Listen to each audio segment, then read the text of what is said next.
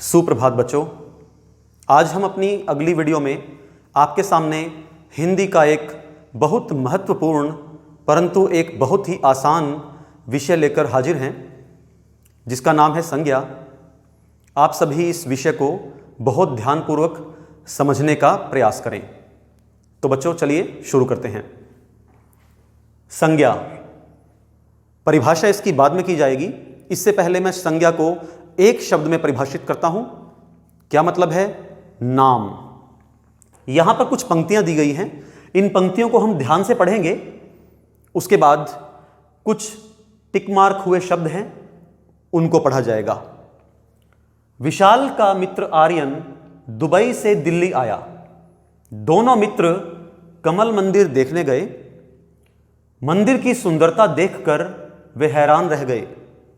मंदिर के भीतर बहुत शांति थी। लौटते समय उन्होंने आइसक्रीम खाई।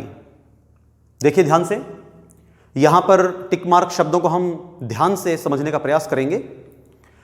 एक बार और यहां पर ध्यान दीजिए। संज्ञा को मैंने एक शब्द में परिभाषित किया था, नाम। विशाल किसी व्यक्ति का नाम, आर्यन यह भी किसी व्यक्ति का नाम, दुबई और दिल्ली स्थान के नाम, कमल मंदिर स्थान का नाम, मंदिर यह भी स्थान का नाम है, सुंदरता भाव का नाम, मंदिर पहले आ चुका है, शांति भाव का नाम, आइसक्रीम वस्तु का नाम। तो ध्यान से, आप बहुत ध्यान से इस चीज को गौर से सुनिए। कोई भी नाम हो, किसी भी वस्तु का हो, प्राणी का हो, स्थान का हो, अथवा वह कोई भाव हो, भावों के भी नाम होते हैं, तो उनको हम क्या कहेंगे? संज्ञा। इसको आप समझ गए होंगे। अब हम इसके भेदों के ऊपर चलते हैं और बहुत ध्यान से और विस्तार पूर्वक इसको समझने का प्रयास करते हैं। सबसे पहले इसकी परिभाषा की जाएगी। प्राणी, वस्तु, स्थान, भाव का नाम। यह चीज मैंने आपको यहां समझाई थी। एक बार बहुत आसान शब्दों में और गहराई से समझने का प्रयास कीजिए। देखिए, इस संसार में भगवान ने और इंसान ने बहुत सारी वस्तुएं बनाई हैं। हर वस्तु का कोई ना कोई नाम होता है।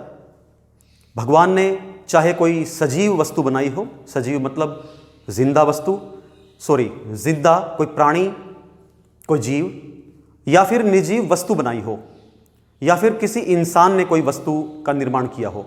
हर वस्तु या प्राणी का या फिर स्थान का कोई ना कोई नाम अवश्य ही होता है। तो समझो, जिस भी प्राणी, वस्तु, स्थान, इनका कोई भी नाम है, समझो वो संज्ञा ही है। बहुत सारे व्यक्ति, बहुत सारे बच्चे भी इस चीज को लेकर कुछ भ्रम में रहते हैं। संज्ञा का मतलब नाम। आपके समक्ष यह बोर्ड है, यह भी एक संज्ञा है। जो लिखा गया उपकरण है मतलब चौक, यह भी एक संज्ञा है। मैं आपके सामने खड़ा हूं, व्यक्ति, मैं भी एक संज्ञा हूं। आप सभी सुन रहे हैं मेरी बात, आप भी एक संज्ञा ही हो, लेकिन आपका वर्गीकरण अलग अलग जगह पे हो जाता है। आप प्राणी हो सकते हो, वस्तु हो सकते हैं, स्थान हो सकता है। देखिए, अब हम इसके भेदों को समझेंगे।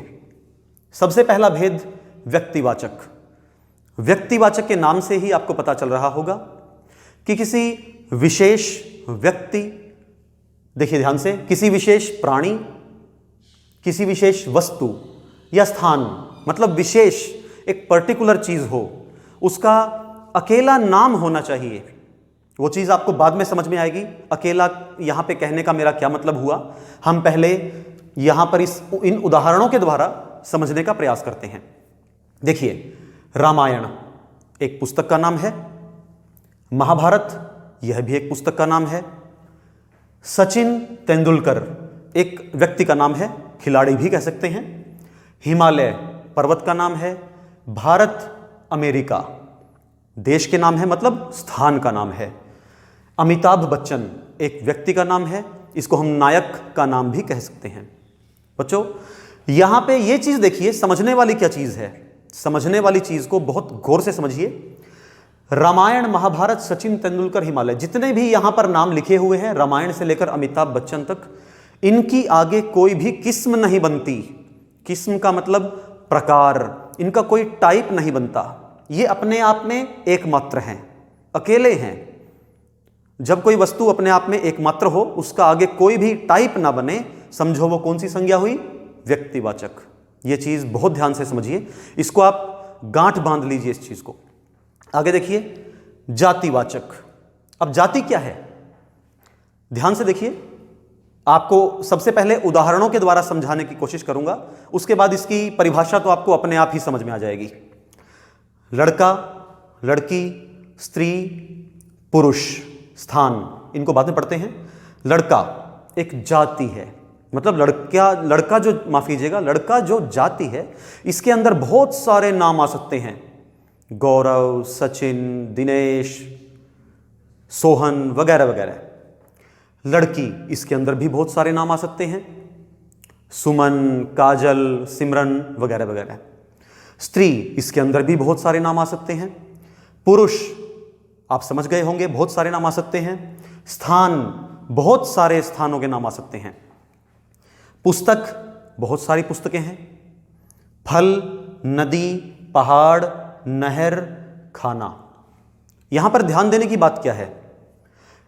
इन सभी शब्दों के आगे प्रकार बनते हैं, किस्म बनती है इनकी, इनके टाइप्स बनते हैं, और वो टाइप्स लाखों रूपों में हो सकते हैं, करोड़ों रूपों में भी हो सकते हैं, एक या दो रूपों में भी हो सकता है। ये ध्यान रखिएगा आप। अगर एक या दो टाइप भी बनता है, समझो वह जातिवाचक संज्ञा हुई। अब यहां पे मैंने आपको समझाया था, रामायण महाभारत, इनका कोई आगे टाइप नहीं बनता था, लेकिन इन सभी शब्दों के आगे कोई ना कोई प्रकार अर्थात टाइप बनते हैं। ध्यान दीजिए, यहां तक हमने कर लिए थे। पुस्तक आपके सामने लिखा हुआ है, रामायण, महाभारत, गीता, गुरु ग्रंथ साहिब वगैरह। फल, फल तो बहुत सारे हैं, आपको पता ही है, लेकिन एक चीज यहां पर देखिए, फल, अगर आपने कोई एक पर्टिकुलर फल का नाम लिखा और आगे उस फल की कोई किस्म बनी, तो समझो वह किस्म व्यक्तिवाचक संज्ञा में बनती हुई चली जाएगी। अब जैसे मैं आपको एक समझाना चाहता हूं, आम। आम फलों का राजा है। आम यहां पे फल का नाम भी है, लेकिन आम एकमात्र फल है, परंतु उसकी किस्में बहुत सारी हैं। जैसे दशहरी आम, जैसे सफेदा आम वगैरह वगैरह, बहुत सारी किस्में हैं, आपने जान भी लिया होगा। नदी, गंगा नदी, यमुना नदी, सतलुज नदी, ब्रह्मपुत्र नदी, बहुत सारी किस्में हैं नदी की।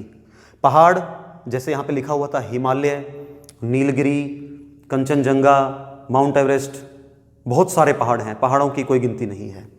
नहर, नहर भी बहुत सारी हैं, जैसे भाखड़ा नहर हो गई हमारी, और जैसे स्वेज नहर हो गई। खाना, खाना मतलब भोजन।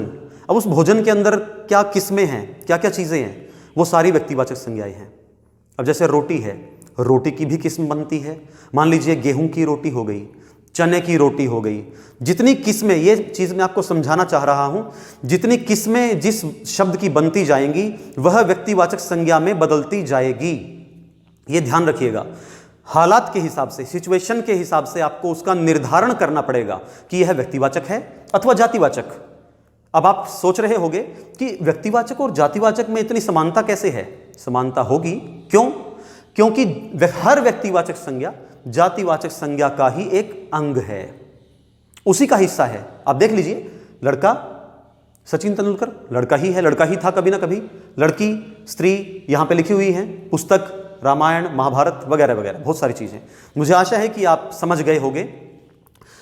अब जातिवाचक संज्ञा के दो भेद हैं, पहला समुदायवाचक, दूसरा द्रव्यवाचक। समुदायवाचक समझेंगे, समुदाय का मतलब समूह, इसको हम समूहवाचक भी कहते हैं। भीड़, सेना, परिवार, पंचायत, सभा आदि बहुत सारे शब्द हैं, और टोली, गुच्छा, बहुत सारे शब्द हैं। द्रव्यवाचक, अभी एक बार यहां से आप ध्यान से सुन लीजिए। भीड़ मतलब बहुत सारे लोग हैं, उनकी भीड़। भीड़ तो एक चीज है, परंतु उसमें है बहुत सारे लोग। जातिवाचक है, बहुत सारे हैं, परंतु भीड़ एक चीज है, इसलिए समुदायवाचक हो गई। सेना, बहुत सारे सिपाही हैं, लेकिन वो सेना है एक। परिवार है, बहुत सारे लोग हैं लेकिन वो परिवार के रूप में है। ऐसे ही कक्षा भी है, बहुत सारे बच्चे बैठते हैं परंतु वो कक्षा के नाम से संबोधित होती है। पंचायत भी ऐसे ही है, सभा भी ऐसे ही है। देखिए द्रव्यवाचक, यहाँ पे दो चीज आपको देखनी है, एक तो होती है लिक्विड रूप में, एक होती है सॉलिड रूप में। बहुत ध्यान से देखिए, दूध, चाय, घी ये लिक्विड रूप में है, आपको पता ही होगा, पिघली हुई वस्तुएं जिनसे कोई वस्तु आगे बनती है। एक चीज और विशेषता इनके अंदर है कि ये लिक्विड तो है परंतु इनसे कोई ना कोई वस्तु आगे निर्मित होती है, बनती है, इसलिए इनको द्रव्यवाचक में रखा गया। द्रव्य का मतलब पिघली हुई कोई वस्तु, इसमें जूस भी हो सकता है, रस भी हो सकता है, तेल भी हो सकता है। लकड़ी, कागज, सोना, चांदी, तांबा, पीतल, मिट्टी, ये सभी आपकी सॉलिड वस्तुएं हैं, परंतु एक ध्यान दीजिए, इन वस्तुओं से कोई ना कोई वस्तु आगे बनती है, निर्मित होती है, इसलिए इनको द्रव्य में रखा गया।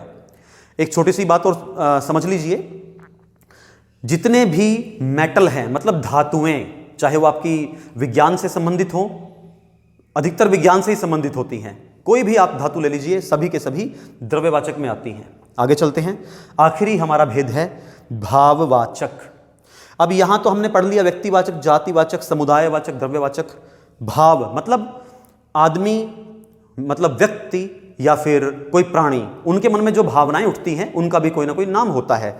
ध्यान दीजिए, यहां पर बहुत सारे शब्द लिखे हैं, ये शब्द किन से बने हैं ये भी आपको बताया जाएगा। मित्रता, मित्र से बना है, मतलब एक जातिवाचक संज्ञा। पुरुष, पुरुषत्व, पुरुष से बना है, पुरुष की भाववाचक संज्ञा पौरुष भी हो सकती है। सज्जनता, सज्जन से बना है। निजत्व, निज से बना है, यह एक सर्वनाम शब्द से बना है। निज मतलब अपना, अपनापन, यह भी सर्वनाम शब्द से बना है, अपना। आपा, आप शब्द से बना है, यह भी सर्वनाम शब्द है। अच्छाई, अच्छा मीन्स विशेषण से बना है। कठिनाई, कठिन, यह भी विशेषण से बना है। माधुर्य मतलब मधुर, यह भी विशेषण से बना है। दौड़, यह क्रिया से बना है, मतलब दौड़ना। बचाव, बचाना। खेल, खेलना, ये तीनों शब्द क्रिया से बने हैं। आप अपनी पुस्तकों में पढ़ेंगे तो आपको और भी बहुत सारे शब्दों की जानकारी प्राप्त होगी। सुख, सत्य, श्रद्धा, विश्वास, ये सारे शब्द मूल रूप से ही भाववाचक संज्ञा हैं, ये किसी भी शब्द से निर्मित नहीं हुए। तो मुझे आशा है बच्चों कि आपको आज की वीडियो, आज का विषय बहुत अच्छी प्रकार से समझ में आया होगा। धन्यवाद।